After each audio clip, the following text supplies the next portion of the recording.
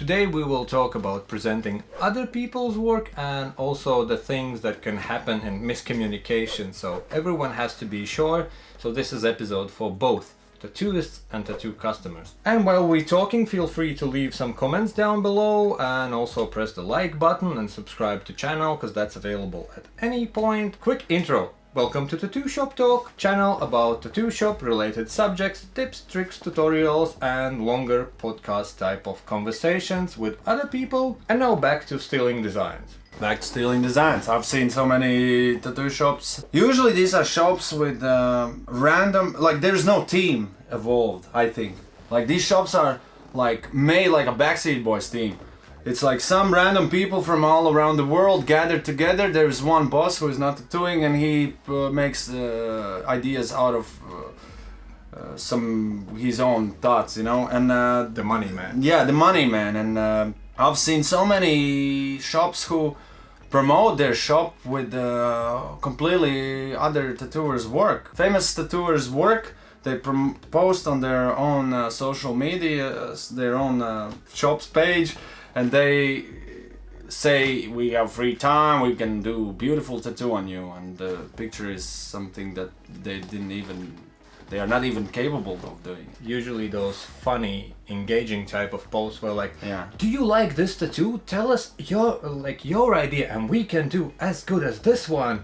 And it's like, it's not somebody who's there, or maybe that's not somebody who's even ever been there. It's just some viral, the top hit that shows up on all the tattoo pages kind of thing. And they just post it like, you love this tattoo, share your thoughts, and like, we can do this and our apprentice can do it even if you can't afford this. Yeah, and I've even seen like some tattooers like post other people's work and say, if you want something like this, write me. You know, like it's like, what the fuck are you doing? No one can see what is your skill. Like you're promoting something you cannot even do. Every tattooer has a different style, and even if it's old school, even if there's 100 old school tattooers and you match them, the styles will be a little bit different, and someone knows more, someone less, and you can see that really easily. If someone comes to your work and asks for this kind of style of tattooing that you didn't even do, like what do you do? But guess what? What? It works. Of course it works. Like people see that, they're like, oh shit, like, and it's posted this big amazing work, next to it is a deal, our apprentice can do it for like a half of the minimal price. What is the price in a city where you work? And people are like, oh my god, and then they come in, apprentice deal is a different story, you get this and that. Yeah, they put you in this situation. It's like, and when the person goes to the shop, that means he already wants so bad this tattoo that he's not gonna fucking go away. Those people who are attracted to these commercials are those ones who usually don't know anything about tattoos. Because like the people who do a little research, they usually know some really famous tattooers' work, or or at least they know what questions to ask. Yeah, like, yeah, they know will what I get questions this to ask for that money, you know? Yeah, and it goes on and on, better, but usually these are tricks that works on beginners of people who want to get tattoo. And it's like, I'm not saying the shop shouldn't do this, I'm just saying, because they're gonna do it anyway. Some some customers you get for big projects, and then they throw this idea that let's do half price for this project because I really want to do it, and he's never done this even before, and it's like, it's that. And another thing is like, maybe they had a guest artist for like 5 seconds in the shop, yeah, and they're like, oh, can you send us some pictures of your work? And the guy sends things they have, like, you know, I've done this tattoo there, done that tattoo there, and they have these images, so they post it like, oh, look at this image, and by the way, we have a deal today. And people are like, oh shit, like, you know, you see a full sleeve with amazing color and whatnot, and they're like, yeah, all day session for whatever price. And usually those shop type of things, it's below average that's in a city or in an area. And people come in and then they end up like, obviously they don't get a sleeve or something, they get a piece done, and they like kind of tricked into this this fucking 8 hours. Yeah. And you know, like one thing I was just thinking that if a shop has to put other tattooers work that don't work in the shop, means that they don't have enough work. And if they don't have enough work, there is a reason probably. Sometimes there can be a good tattooer in a shop where there is not enough work, but no good tattooer will let someone promote you so with the other tattooers' work. So this shows that the shop has something fishy about it. I really recommend everyone to check before you wreck. That is absolutely correct, and that applies for both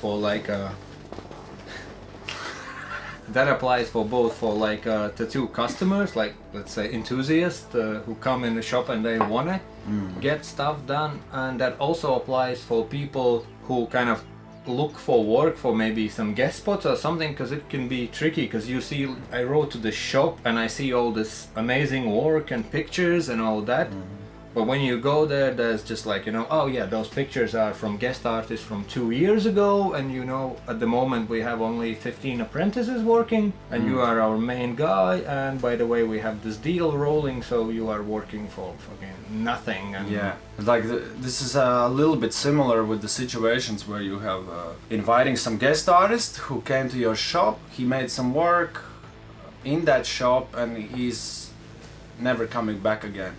And the shop is still promoting that guy's work.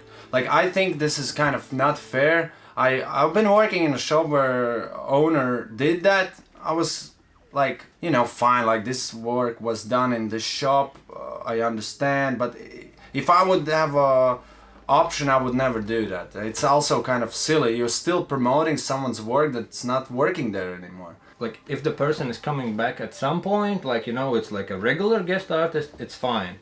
Like, okay, yeah. Like, if you're honest, if you're like, oh, you like this work, you want this quality, the guy is gonna be back then and then, or here's another portfolio of guy doing similar things. But if you're like, oh yeah, you want that, come in, and then you have this, let's say, it can go both ways. Like, you have this super color realism, and you have traditional guy working there, and he's like, no way. Maybe he's in a situation where he has to do it, things happen. Not everyone have choices. And he will do his best or in its own way, but it's completely off of that thing. I've been in some really popular shops that makes a lot of traditional tattoos. I usually go to shops like that when I guess, and I can count like 3 really like popular shops that's like world class shop. I've never seen them do anything close to that, and from my experience I learned from the best, and I'm like, this is not how it works. So for me, this shit is not good, and it tricks people, and people come to the shop and get something else they wanted to get. In that way, it's just not fair. If you have a guest artist who comes again, who did some work before you posted, the work. If he comes again, then you usually promote with his work, because what's the point of promoting someone else's work if that tattooer is not there? Like, usually why you want to promote that work is to get the customers to that artist who has this style. Not to promote someone's work to get work in your shop, like. I mean, in those money things. Money things, it's different. And I understand the money talk, but it's like sellout, Yeah, it's like a sellout thing. I'm gonna talk now the worst case scenario, because for them, for that kind of business, what matters is to get money now. So they're like, okay, we got this guy in, it fell for the trick. They will pay, they'll be upset, but fuck it, they paid now. The next one will fall next week. I've talked to both, I've talked to customers who's been upset, and I talked to people who worked in that kind of places. Yeah, customer said I came in with a reference, I asked for this picture that they showed, ended up getting something else. When it healed, I was explained that it's gonna be awesome. When it healed, it wasn't. I came back, they're like, oh sorry, you have to pay again. Also from tattooists working in that kind of thing, you have this dream, you want to be tattooist, you get a job in a shop, suddenly there's rules and things like that. You're just a guy doing tattoos, but suddenly they're like, oh, you will do realistic now only, or you will do whatever customer. Yeah, otherwise you will be kicked out, for example, So I talked to some tattooist, and he said he's been forced into working in the styles he's not comfortable with. he had those sessions booked, and he said there's been situations where owner sort of comes by and like, hey dude, can you like stretch your time a bit, because we charge for a day session, so it has to be those hours, and then you're just like, oh yeah, pretending that I'm working. There's all sorts of tricky situations, and it's not good for customer, and it's not good for I just remember recently one guy told me also a story. He was doing traditional kind of stuff, like neo-traditional. Things were not running well.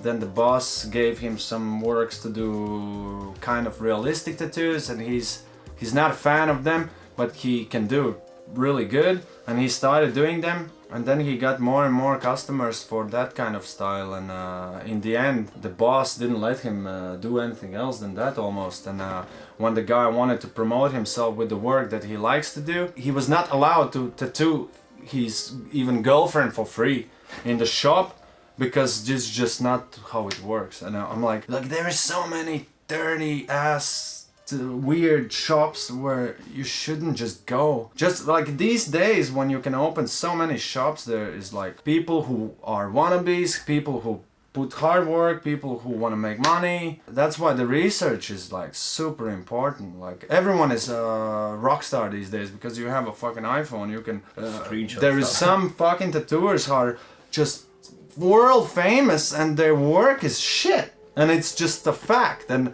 why is that? It's because customer can't recognize bad from good, and that's it. Like one of the things to look into. I don't mind that. I'm not saying you will get a bad tattoo, and maybe you would come with the same reference, but I know a shop, and the owner is the guy who works there. He just posts things. He's like, you can see. It's a screenshot, you can see his battery life, you can see what he searched. There's a Pinterest logo, and he's like, I want to do these kind of works, obviously good price and all that, and man is busy. Like, I'm sitting here complaining, but the man is busy. Yeah, you can do whatever you want to make it perfect, but there's these customers who complain afterwards, and I always say that it's a customer's fault that you got a bad tattoo. It's not a tattooer's fault because you went there. Choice is up to you. Do you, boo-boo. But if you complain, the research had to be done. Yeah, and what we are saying now is just, again, like, do research. There's too many tattooers and not everyone is good. And I sometimes have a feeling that... Or not everyone is good in the thing that you're looking for. Yeah, exactly. I'm lately thinking, I've been talking about other tattooers about that there is this feeling that you don't even have to be good sometimes to...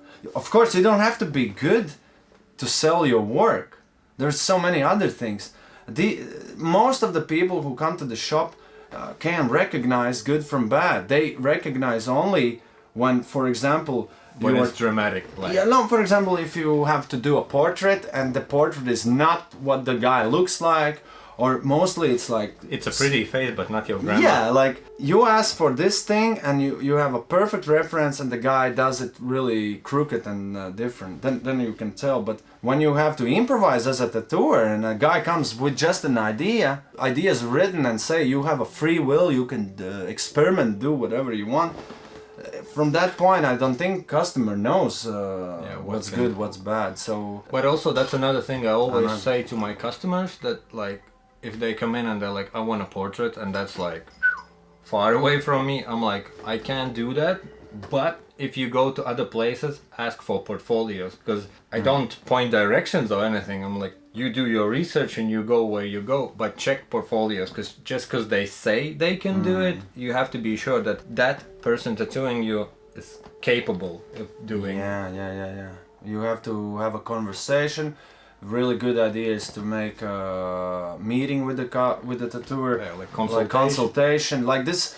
Like this all works unless you're really sure that the tattooer is like known and he has good work. Yeah, but that's usually when you go like, oh, yeah, I need this guy, I like his work, you do what you do. One more thing I wanted to say where is actually bad information coming out is from all these tattoo collectors, all these tattoo fans who make their own YouTube channels and then they tell about their opinions, and I've never seen any like a tattoo fan who collects tattoos have a perfectly right opinion about how things work. And sometimes I see and I hear some YouTube people who talk about things that just does not work in tattoo shop, and I'm like, maybe that works in their situation, In with their their style, with situation. that tattooist, and that Yeah. clicked with them. yeah. But thanks for you helping. you can't have that approach with everyone, with not Exactly. double checking sort of thing. And one like it's easy for us or whatever who is to say that do your research. If you don't know what you have to look for, how the fuck you can do your research? So actually, this is a good point for actually do a consultation with tattoo artists, figure out which is good in town, and then from there you can start to put things together and figure out yourself. From tattooist perspective, I don't mind those people who come in and sort of like, I just want to talk and I want to think about it, because Yeah, it's the best. like I throw in some ideas and Yeah. something, and sometimes they're like, oh, I like what you did, or there's some like, you know, I want a text but custom and in Arabic, and then I'm like, I don't know what's Arabic in general, you know, and they're like, oh, this guy is a dick, I'll go to another place, and it's fine. Because if they find somebody who can do it, it's all cool. It's easier for you as a tattooist when you have this conversation, and then you're like, okay, we got this far, maybe you should look for more references so we understand each other, so the person is happy to get tattoo and you are happy with the result, and it worked both ways and you understood. There's often those reviews like, you know, I asked for a pink ribbon, got a blue butterfly, and like everyone's a dick kind of thing. I remember one customer suddenly, only one that fucked my mind really bad. He came to the shop, he asked for a microphone, Elvis style microphone, this old vintage. End of the tattoo, I asked him like, let's put red color around, I think it's gonna work really well with the rest of the tattoo. And the guy is looking at it, he's like, yeah, let's do it. And I put this red in it. We done with tattoo. He looks in the mirror, he loves it. After 5 minutes, he tells me, I actually don't like the red. That was like 5, 6 years ago, I can't remember. But and there's other people in the shop, and he's just making drama, and I'm like shocked. I'm like, dude, like I asked you, I wanted to be sure. I don't want to put something that I'm not sure you like. And he was just building up drama. In the end, he was asking me if I can put the price down. When I met him after like some years with a heel tattoo in a bar, I was talking with him and he was apologizing me. And I think there's sometimes these dickheads who come to the shop, they don't even care if they get good or bad, they just want a fucking cheap price. Good deal, my Good friend. deal. And that's another fucking crew for tattooers. Be careful.